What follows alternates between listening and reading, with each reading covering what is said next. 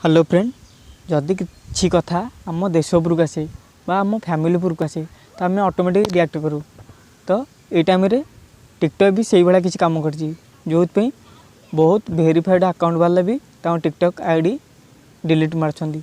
तो समस्ते यदि आम मिसिक ये कमटा करवा तो चाइनीज बा चाइना कंपनी बहुत बड़ लॉस रे पड़ो, जो आम देश आगू जापर।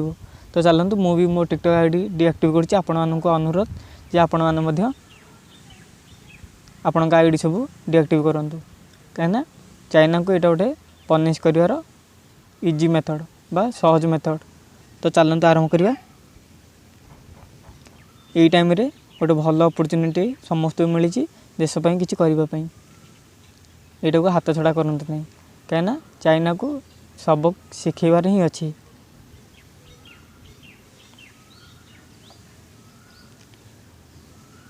तो जो मानकर वेरीफाइड अकाउंट से भी डिलीट कले तो आम कौन पे करें, चाहिए सबकि कर। तो निज मन को बदलातु आउ टिकटॉक को डीएक्टिव करूँ डिलीट करूँ। जय हिंद, जय भारत। रोची, नमस्ते।